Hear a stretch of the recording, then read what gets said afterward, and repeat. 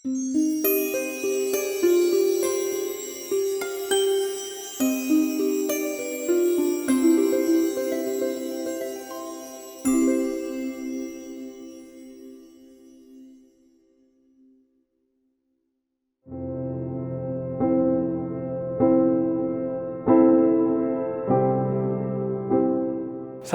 به دنیا آمدم، امامزاده یحیی. ما خانواده‌مون خیلی سنتی بود، متشرع کاملا و به قوانین پایبند بودن. جالبه الان باز اینم همون چیزاست که وقتی میبینم که یه تصویر جلومه، چجوری تصویر رو میبینم میگم چقدر مال اوناست، مال من خیلی شخصی نیست، مثلا مال بابامه، مال عممه، چون همه بزرگ بودن، خیلی بزرگ بودن. مثلا یادم عمو و بابا اونا جلو هم جمع می‌شدن، همه از خاطر دوره احمدشاه و دوره اینم ناصرالدین شاه حرف می‌زدن، چون اصولا همون سن سالا هم بودن. و طرز نگاهشون به تصویر یا حتی انتخاب می‌کردن تو خونه بزنن هم چیزی بود. اصولا که تصویر نمی‌زدن، اگر هم می‌زدن یه سری چیزای مشخص بود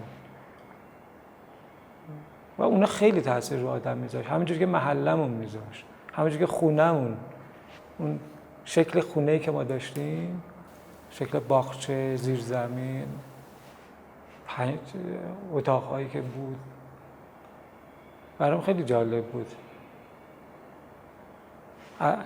اینا یه چیزی رو به وجود آورد برام. این الان در واقع من میفهمم، موقع نمیفهمم، موقع دوستم نداشتم، موقع خوشم نمیومد.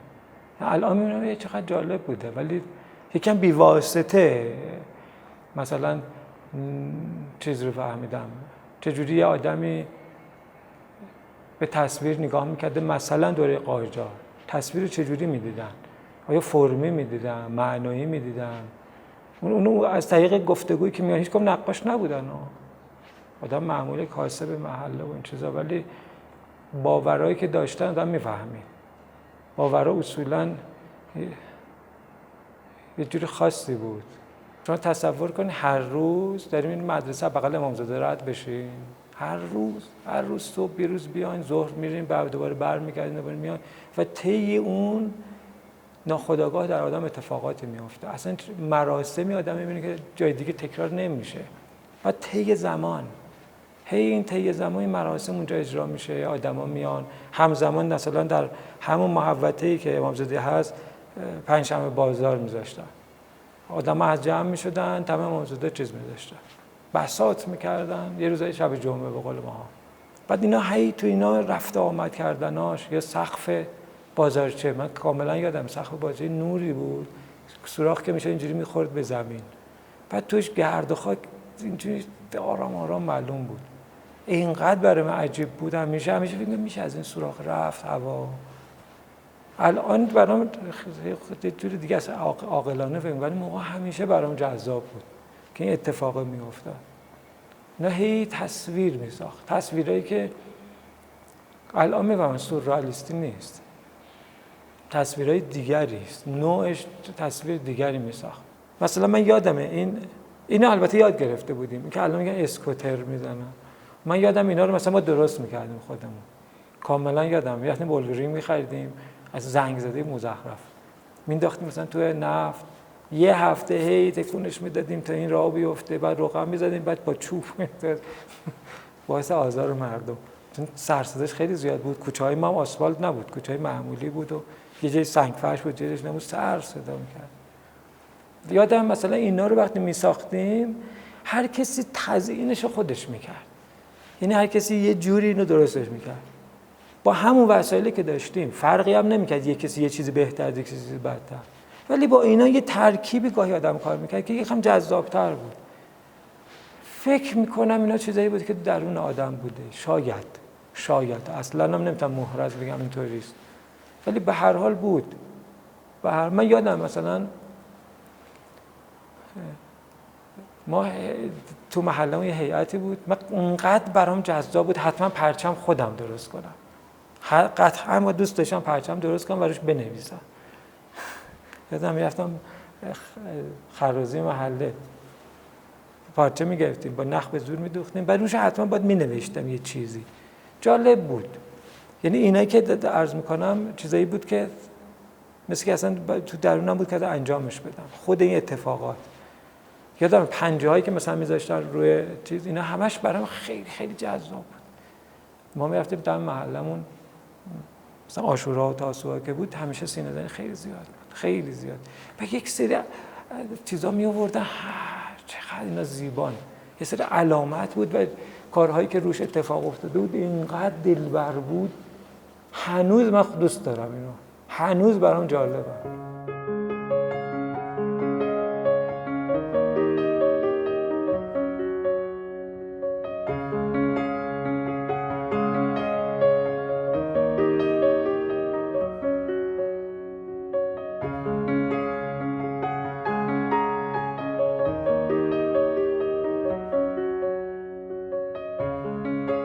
دوره ابتدایی رو گذروندیم، بعد رفتیم راهنمایی. یه دوست اومد گفت که یه دونه دبیرستان هست نقاشی که بشی دیپلم بهت میدن. نقاشی میکشی دیپلم؟ گفتم اگه میشه. گفت آره. گفت این فیزیک شیمی هیچی نداره؟ گفت آخ اینجا جای منه.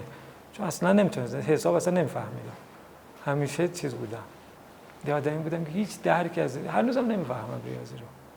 دوست دارم هندسه رو بیشتر میفهمم. قشنگ یادم بابت این اصلا رفتم نقاشی، بابت اینکه فیزیک شیمی نبود نداره، حالا یه دیپلمکی میگیریم دیگه مثلا. بعد که رفتم البته فرق کرد، کم کم برام جاذب شد. رفتیم رشته، ما رشته نقاشی نبود، رشته گرافیک بود.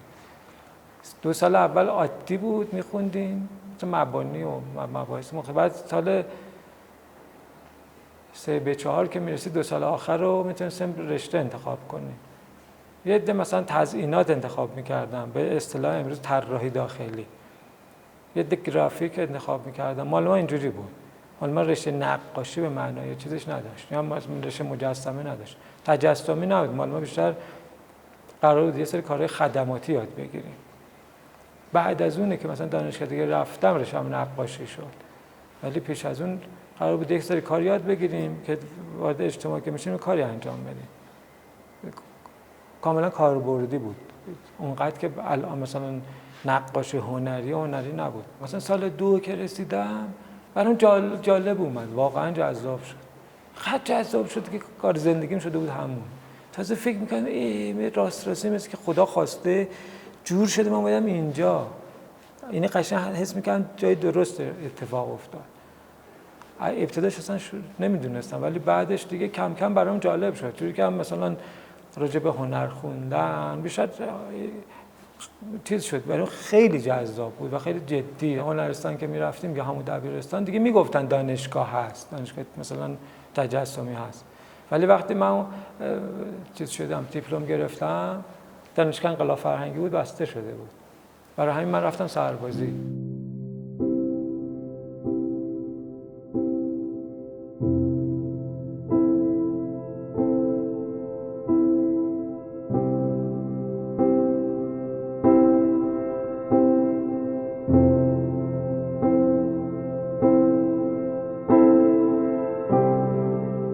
2 سال رفتم سربازی. وقتی اومدم دیگه توی اونجا مثلا خود کتاب خوندیم چون وقت داشتم. بعد دیگه رفتم بعد دانشگاه مثلا نام‌نویسی کردیم و رفتیم دانشگاه تهران هم رفتم هنر زیبا. سال 64 من رفتم دانشگاه، واردش که چون تازه راستش فضای جدی کار کردن رو میفهمیدم. پیش از اون چون آدم خودش تنها بود کارایی میکرد، مثلا تو هنرستان ما هم کسی اصلا کار نمیکرد، من فکر کردم بلدم یه چیزی. وقتی رفتم خیلی جدی تره، یعنی در واقع برای من انگیزه بیشتری ایجاد شد برای کار کردن. تقریبا ما هر کجا دور هم میشستیم طراحی میکردیم، مسافرت که با بچه‌ها میرفتیم همینطوری بود. خیلی برامون جالب بود که کار کنیم و هی پیشرفت کنیم. حالا مثلا واسش 2 تا فیلم ببینیم، یه تئاتر رو نگاه کنیم، کتاب بخونیم، از این چیزا دیگه همش این. بعد این محدود میشد، یعنی همین چیزایی که عرض میکنم تقریبا همیشه برای ما همین اتفاق میافتاد دیگه. چیزی نبود که برای من همش برام جالب بود که یه دونه مثلا ظرف میوه میذاشتم، بعد اینو شروع میکردم انواع اقسامی که میشد اینو اجرا میکردم. اون موقع هم خیلی رایج نبود نمایشگاه بذاریم دیگه، مثلا ما چون سال 2 هنر مثلا دانشگاه زود نمایشگاه بذاریم مد نبود، برای همین عملا کار برای خودمون میکردیم. جستجو زیاد اون چیزی که برای من خیلی جذاب بود که آدم باید جستجو میکرد. یه قسمتش هم که فکر میکنم جالب بود توی اون سالهایی که ما رفتیم، یه چیزی به نام مثلا هویت خیلی باب بود، هویتمندی. این هویت برای من جالبیش این بود که به هر حال مجبور بودم برای اینکه مثلا شعر آدم بخونه، کتاب بخونه، سینما بدونه، اینا رو کم کم بدونه، حتی معماری کم و بیش آدم بدونه که بفهمه هویت چیست. اولش خودم شیفته اون چیزش میشه دیگه، تصاویری که وجود داره. آدم فکر کنه خب هویت یعنی مثلا فتحعلی شاه، مثلا بوتجقه، هویتند، خیلی هم درستن. ولی خب این که عرض میکنم آدم من وادار میشم فکر کردن که آیا مثلا این انجام منشان میدادیم ما، آیا مثلا امروز هم همینه یا نه؟ چون در طی زمان مثلا یاد میگه تاریخ هنر به ما یاد میدادن، بعد میفهمید در طی زمان هی رشد کرده، این هی تغییر بده کرده، همچنان هویتمندن. بعد من امروز چگونه دارم اینجوری، من در واقع رشد نمیدادم، اونجوری که معمول بود همون استفاده میکردیم. و خیلی هم برام جالب بود بشینیم در واقع به طور ممتد کار کنیم. اگه کار نمیکردیم احساس خوش‌ایرز نداشتیم. الان میفهمم ما کاری که میکردیم بیشتر برامون تکنیک جذاب بود، خیلی تکنیک جذاب بود تا این چیزی که به نام مثلا فهم ماجرا الان عرض میکنم که زمان خیلی زیاد گذشته میفهمم که اون زمان ما تکنیک برامون جذابیت بود. مثلا فکر می‌کردیم اوه چه جالب این کار رو انجام داده و سعی می‌کردیم اون کار رو بکنیم. وقتی اون کار رو انجام میدادیم فکر می‌کردیم که خب پس منم فهمیدمش، در صورتی که اون از یک جهان دیگه وارد این حوزه تصویر شده بود، ما اون جهانش رو درک نکردیم، یا حداقل من درک نمی‌کردم که مثلا یه بوتجقه در طی زمان طولانی به این شکل رسیده. ولی وقتی من بوتجقه رو می‌کشیدم فکر می‌کردم خب پس منم فهمیدم دیگه، حالا یکم دقیق‌تر یا بدتر، حالا خوب یا بعدش، ولی فکر می‌کردم میدونم. خیلی طول می‌کشه که آدم بفهمه ما اون رو تکنیکی دیدمش یا حتی فرمی نگاش کردم، معنایی نتونستم ببینمش. حتی اگر راجع به معانیش می‌خوندم، معانیشو که می‌خوندم باز من فرمی داشتم میگم، معانیشو می‌خوندم که اگه کسی بهم مثلا بگم چیه این، در صورتی خب باز من نفهمیدم که اینی که توضیح داده برام. البته که مثلا یادگیری آناتومی و خط و سطح و نورم همیشه برای من جذاب، هنوزم جالبه، این هنوزم یه کار خوب میبینم چقدر آدم میفهمه، چقدر آدم‌ها زحمت میکشن برای رسیدن به اون. جوان‌تر که آدم هست زودتر میگه کسی چیزی بلد نیست، بعد که سن آدم میره بالاتر متوجه میشه نه اینطوری نیست، خیلی کار بلدن و رسیدن به اون خیلی طولانیه.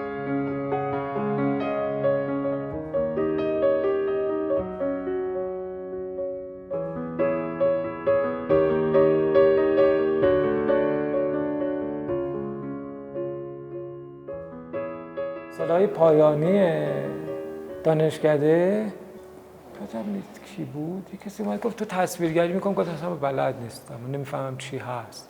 به یه متن داد بهم، متن رو شروع کردم کار کردن. جالبش بود که اولین بار چیز کردن، اونو قبول کردن و چاپ شد بعدش. ولی واقعا بعدش که شروع کردم تصویرسازی کردم، اونجا هم برام باز مهم بود این مطلب. من یادمه من از دانشکده که میومدم هنر زیبا، میومدم خونه ما سرچشمه بود این مسیری که رد میشم کتاب فروشی بود. یه کتاب فروشی بود یادمه که کتاب مذهبی چاپ میکرد. من کنارش یادم با میستادم فکر کردم که خب این کتاب مذهبی چاپ میکنه و تصویرسازی هم میکردم. خیلی به نظرم جالب نیومد. بعد فکر کردم خب چرا من نکنم. بعد رفتم یادمه شروع کردم اصولا بیشترین کاری هم که من تو حوزه تصویرسازی کردم تصویرسازی مذهبیه. بیشترین تلاشی هم که کردم تو این حیطه بود. یه قسمت عرفانی مذهبی هم اینطوری بود. بعد شروع کردم اونو کار کردن که اصلا ببینم میشود کاری کرد یا خیر. فکر میکنم تو اونم یه 2000 کار کردم، یه اتفاقی افتاد که بعد یه سری به هر حال یه معیاری شد برای بعضیا که بعد کار کردن. ولی این یادمه که ادامه دادم، از یه سال به بعدم دیگه تصویر سازی نکردم دیگه، شروع کردم به طور منسجم و مستقیم فقط همین در واقع فاین آرت کار کردم که الان گفته میشه، اونو کار کردم. و